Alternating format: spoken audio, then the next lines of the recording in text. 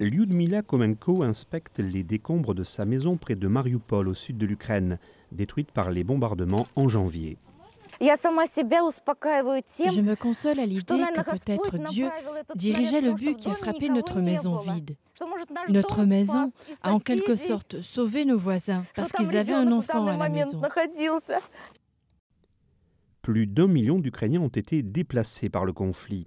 Et le Haut Commissariat des Nations Unies aux droits de l'homme affirme que le nombre de morts a maintenant dépassé le cap des 6000. La famille de Lyubov s'est enfuie de Debaltseve à Kiev. Mais Lena a seulement revu son mari. Sa sœur et son fils ont été tués lors d'un bombardement. J'ai appelé Gina, Lia, aidez-moi, mais ils n'ont pas répondu. J'ai pensé que peut-être ils étaient juste couchés là, inconscients. Ils se sont enfuis laissant presque tout derrière, emportant avec eux que des souvenirs des temps plus heureux. J'aimerais quitter ce pays. J'ai peur de rester ici. Je ne peux pas perdre un enfant de plus. C'est trop douloureux.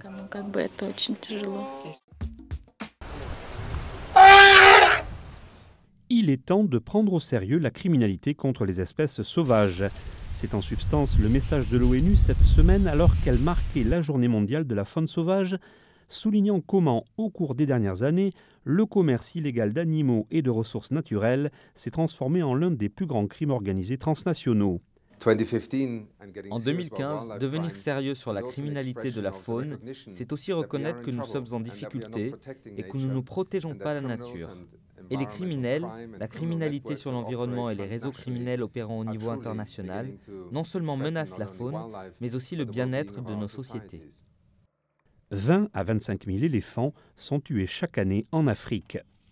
Pour marquer la journée mondiale de la faune, le président kényan, Uhuru Kenyatta, a brûlé 15 tonnes d'ivoire au parc national de Nairobi. En Asie, le braconnage d'ivoire venant d'Afrique peut avoir une valeur marchande de près de 200 millions de dollars.